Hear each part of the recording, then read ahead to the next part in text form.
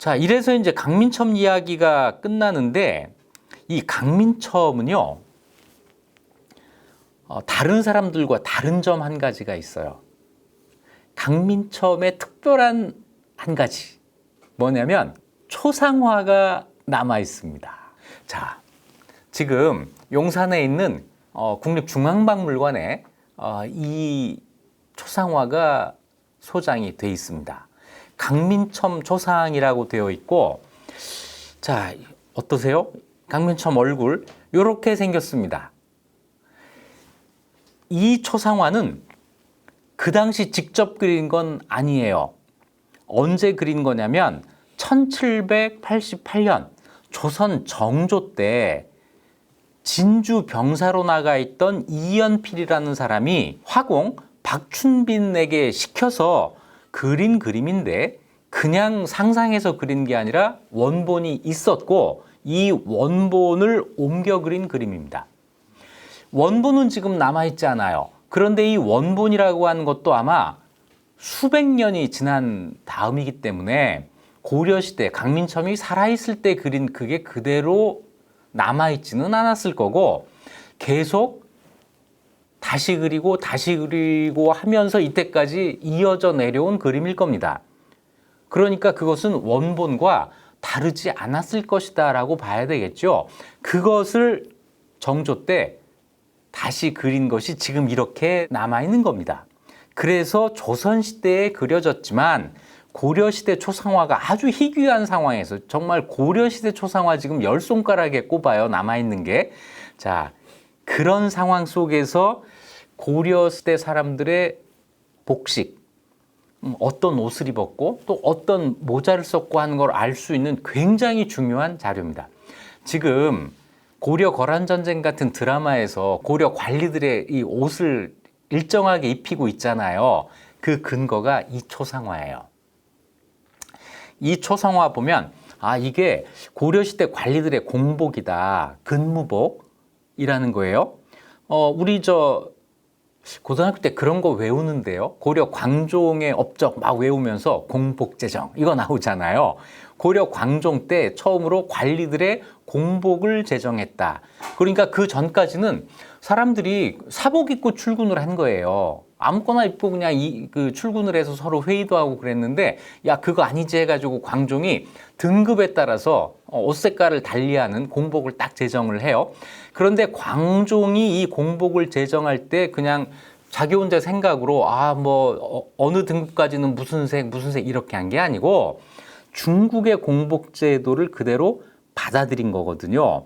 자, 이걸 중국의 5대 왕조 가운데 하나인 후주라고 하는 왕조의 공복 제도를 받아들여서 고려 공복이 만들어지고 강민첨이 입고 있는 옷이 바로 그걸 거라고 지금 보고 있는데요.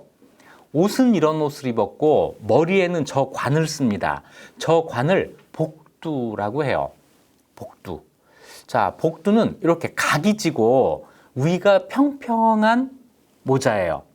이게 중국에서 후주에서 시작이 된 거고, 이것이 아마 광종 때 들어와서 강민첨이 이렇게 쓰게 된 걸로 보입니다. 잠자리 날개 같은 게 옆으로 있잖아요. 이걸 각이라고 하는데요. 이 각이 굉장히 넓죠.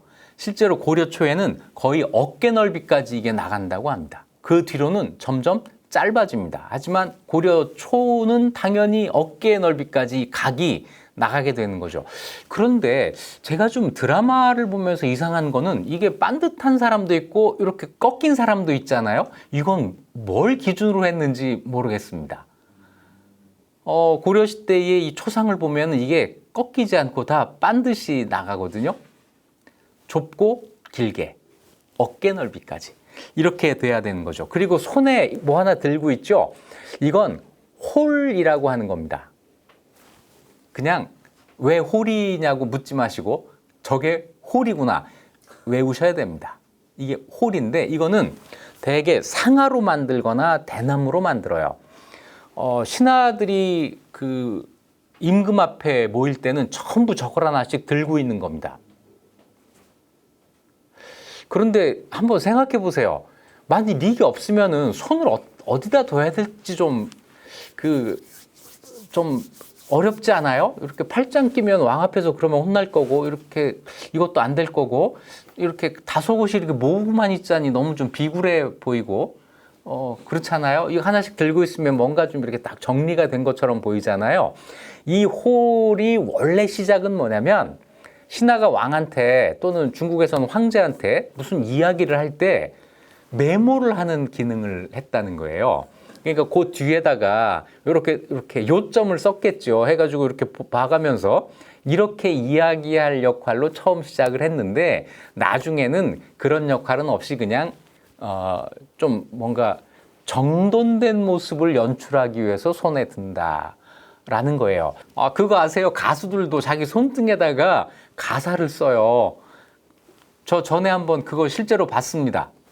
현철 씨가 노래 부르는데 이 손등에 글씨가 있더라고요. 그래서 현철 씨 노래 부르면서 가끔 이렇게 했잖아요. 홀이 그런 역할을 하는 거고, 자, 이것이 이제 강민첨의 초상화가 고려시대 관리들을 우리가 재현할 때 그 기준이 되는 그림입니다. 이건 말고도 강민첨 초상은 몇 점이 더 있는데, 지금 보여드리는 이것이 가장 오래된 그림, 원래의 모습, 그래서 보물로 지정이 돼 있습니다. 자, 강민첨 이야기를 이제 쭉 하다 보니까 이 사람들 이야기를 해야 될 것 같아요. 김훈과 최질의 난, 이런 게 있어요. 2차 전쟁과 3차 전쟁 사이에 한번 있었던 사건인데, 김훈과 최질은 고려사의 거란과 전쟁 장면에서 한 번씩 나옵니다. 김훈은 어디에서 나오느냐면, 강조가 통주에서 패배했을 때, 2차 전쟁 때죠. 거란군이 통주에서 강조의 군대를 격파하고 승세를 타고 수십 리를 추격해 오면서 고려군 3만여 명의 목을 베었다라는 기록이 있는데, 이때 거란군이 막 추격을 해올 때 장군 김훈, 김계부, 이원, 신영한이 완항령이라고 하는 고개의 군사를 매복해 두었다가 모두 칼을 손에 쥐고 돌격해서 그들을 접으셨다 하는 기록이 나옵니다. 자, 이때 장군 김훈이 등장해요. 이 완항령이라고 하는 곳은 지금 어딘지 모르겠는데, 그 당시 전투 상황을 보면 통주에서 곽주 쪽으로 넘어가는 그 길이었기 때문에 아마 그 사이에 있는 고개가 아닌가라고 추측을 합니다. 여기에서 거란군을 막았다라고 하는 건데요. 이때 김훈이 등장해요. 최질도 같은 해에 등장합니다. 강조가 통주에서 패배를 했을 때 거란이 통주에서 항복한 노전이라는 사람과 자기들 관리 마수라는 사람을 통주에 보내서 항복할 것을 권유했다. 사실은 협박을 한 거예요. 항복하면 살려주고 싸우면 다 죽인다 뭐 이랬을 텐데, 그러니까 성안 사람들이 모두 두려워했다. 이때 중랑장 최질과 홍숙이 소매를 걷고 일어나 우리는 절대로 항복하지 않는다. 소매를 이렇게 걷고 얘기를 했다는 거예요. 그래서 노전과 마수를 잡았다. 그리고 방어사 이원구, 부사 최탁 이런 사람들과 함께 성문을 닫고 굳게 지키자 많은 사람들의 마음이 하나가 되었다. 그래서 최질은 이때 통주성을 지킨 사람이에요. 두 사람의 공통점이 있죠. 전부 거란과의 전쟁에서 공을 세운 사람들입니다. 그러니까 군인으로서는, 장수로서는 아주 용감한 사람들이죠. 자, 이 사람들이 2차 전쟁 끝나고 논공행상에서 아마 불만을 품었던 것 같아요. 그래서 1014년 11월 1일 날 상장군 김훈과 최질이, 자, 1010년에 김훈의 계급은 장군이었고 최질의 계급은 중랑장이었거든요. 그런데 이 두 사람이 전부 상장군으로 나옵니다. 그러니까 4년 사이에 상장군으로 승진은 한 건 맞는데 이걸로 만족을 못한 거예요. 그래서 여러 위의 군대, 2군 6위의 군대, 이건 서울에 주둔하고 있는 경군, 중앙군인데 이 군대를 거느리고 난을 일으켜서 중추원사 장현우와 황보유의를 유배 보냈다라고 하는, 그래서 김훈최질의 난의 사실이 기록이 되어 있습니다. 이것이 조금 더 구체적으로 기록된 것이 있는데요. 이렇게 돼 있어요. 경술의 병란. 이건 뭐냐면 1010년 거란의 침략이죠. 이 전쟁이 일어난 이후에 군사수를 늘렸기 때문에 관리들의 녹봉이 부족해졌다. 군인이 늘어나니까 그 사람들한테도 그 녹봉을 줘야 되잖아요. 뭔가를 줘야 되죠. 그래서 관리들에게 줄 녹봉이 부족해졌어요. 그러니까 전쟁이 끝난 다음에 황보유의라고 하는 사람이 건의해서 경군의 영업전을 거두어서 녹봉에 충당하니 무신들이 전부 불공평하다고 여겼다. 자기들이 갖고 있던 토지를 빼앗긴 거예요. 그러니까 당연히 불만을 갖게 되죠. 자, 그래서 이 반란을 일으키게 된 건데, 더욱이 최질은 변경에서의 공으로 누차 무관직에 제수되었지만 문관직을 받지 못한 것에 대해서 불만을 평소에 가지고 있었다는 거예요. 이때 김훈과 최질 등등 무신들이 땅을 빼앗긴 일을 가지고 여러 사람들의 분노를 격발시켜서 이모군란 때 군인들이 막 들고 일어난 그런 분위기가 이때 있는 거죠. 여러 위의 군인들을 꿰어서 북을 치면서 궁궐로 난입을 했다. 여기에서 이제 이 담당하는 그 관리가 중추원사 장현우라는 사람과 황보유의였는데, 이 사람들을 묶고 매질을 해서 거의 죽게 만들고 궁궐 안으로 들어가서 임금 면전에서 이렇게 말을 합니다. 황보유의 등이 우리 토지를 빼앗은 것은 자기들 이익을 도모한 것이 분명합니다. 국가를 위해서 한 일이 아닙니다. 만약에 발을 깎아서 신발에 끼워 맞춘다면 사지가 어떻게 되겠습니까? 여기서 갑자기 좀 뭔가 솔깃한 말이 나오네요. 아니, 신발에 내 발이 안 맞으면 신발을 큰 걸 주셔야지 내 발을 깎으면 되겠어요? 이 와중에 이런 멘트를 할 수 있는 여유가 있다니 참 놀랍죠? 그래서 여러 군인들이 분노와 원망을 이길 수가 없었던 것이니 저 나라의 존벌레들을 제거해서 여러 사람들의 이 억울한 심정을 풀어주십시오라고 왕한테 이야기를 한 거예요. 근데 이거는 하소연이라기보다는 협박이에요. 군인들이 우르르 몰려가가지고 막 관리들을 때리고 막 거의 죽게 만든 다음에 왕한테 이런 이야기를 한 거니까 협박이죠. 왕은 여러 사람들의 뜻을 거스르기가 조심스러웠으므로 겁이 난 거죠. 일단 그들의 청을 따라 두 사람을 제명하고 유배 보냈다. 이래서 이제 1차 아주 초보적인 무신난이 성공을 한 겁니다. 자, 그래서 이제 김훈구와 최질이 권력을 잡아요. 권력을 잡은 다음에 뭘 하느냐? 무신들이 문신을 겸하게 해주세요. 우리도 문신들이 하는 일을 하게 해주세요. 관직에 오를 수 있도록 해주세요 해서 왕이 허락을 했다. 이래서 잠시 동안 무신 세상이 되는데,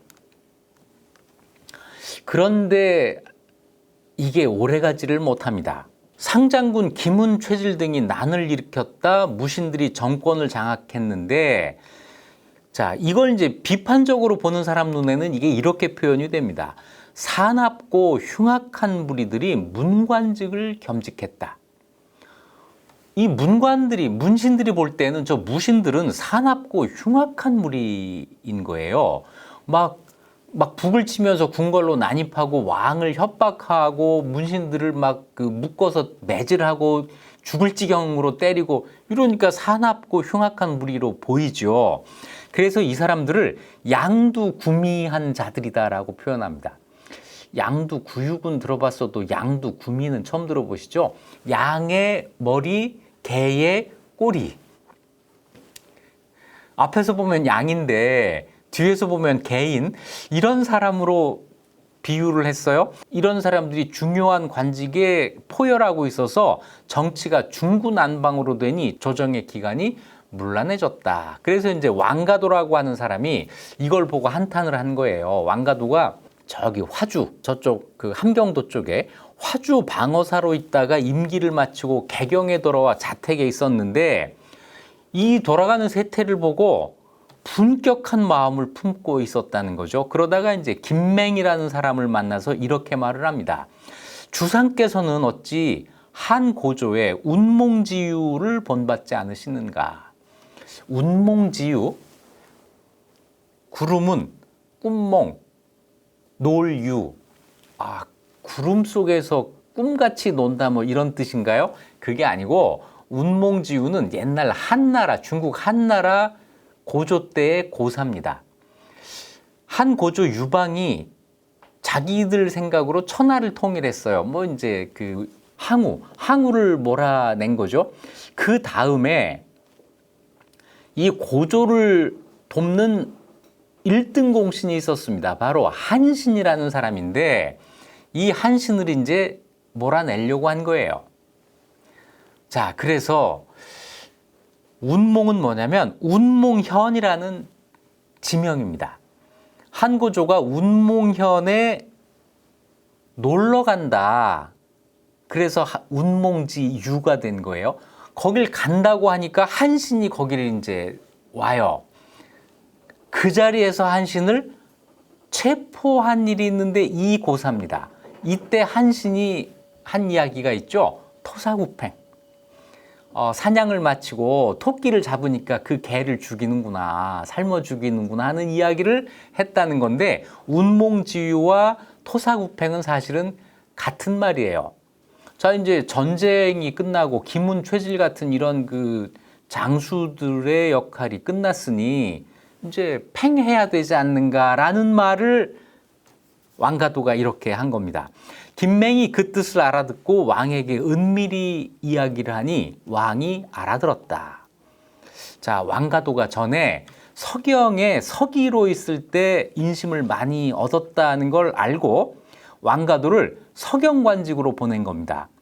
권서경유수 판관이라고 하는 이 앞에 권자는 임시로라는 뜻이에요. 서경유수의 판관으로 보내요. 그리고 먼저 가서 거기서 준비를 하고 있어라. 왕가도가 서경에 가서 이제 준비를 하는 겁니다. 뭘 준비를 하는 거냐면, 자, 뒤에 나옵니다. 그 다음에 현종이 서경의 행차에서 여러 신하들을 위해서 장락궁에서 잔치를 베풀어요. 이때 김훈, 최질 이 사람들이 다 따라서 간 거죠. 여기에서 잔치가 벌어졌는데 김훈, 최질 등이 취한 틈을 타서 군대를 동원해 급습해서 김훈, 최질 등 이 초기 무신 정권의 실력자 19명을 제거했다. 왕가도가 준비한 게 뭐겠어요? 여기서 잔치를 벌여서 김훈, 최질 같은 사람들이 술에 취하면 이 사람들을 죽일 군대를 준비하고 있었던 거죠. 자, 그래서 김훈과 최질이 난을 일으킨 게 1014년 11월 1일인데 이것이 불과 몇 달 만에 1015년 3월 14일 날 끝이 납니다. 그래서 불과 넉 달 보름천하로 끝나게 되는데요. 이건 우연한 사건일 수도 있고 그 이전부터 잠복되어 있었던 군인들의 불만이 폭발한 걸 수도 있고 그리고 한참 뒤에 일어나는 고려 무신정변의 전초이기도 해요. 이 이야기는 무신정변 이야기할 때 다시 한번 하도록 하겠습니다. 자, 이래서 잠깐의 해프닝이 끝나요. 그리고 이제 계속 거란과의 전쟁 준비를 했고 3차 침략을 맞이해서 강감찬의 귀주대첩으로 거의 거란군을 전멸시키고 1년 뒤에 거란과 책봉 조공관계를 정상화하면서 100년의 평화를 갖게 됐다. 이렇게 되는 건데 그 100년의 평화를 오게 하는데 일조를 했던 정말 숟가락 하나 올렸던 사람이 바로 오늘 이야기한 강민첨이죠. 강민첨도 장군이라고 할까요? 그렇지 않습니다. 문신이 군대를 지휘했다. 그것이 고려시대에는 일상적인 일이었다. 왜 그렇게 됐는가, 요것은 무신정변 이야기할 때 좀 더 본격적으로 설명하도록 하겠습니다. 고려 거란 전쟁을 지금까지 계속 다뤄왔는데요. 가장 기본적인 질문 하나가 필요해요. 과연 그때 고려의 군대는 어떻게 돼 있었을까? 어떻게 구성됐고, 중요한 거 몇 명이나 있었을까? 요 이야기 뒤에 따로 한번 정리해서 말씀드리도록 하겠습니다. 지금까지 이익주 는 역사 이익주였습니다.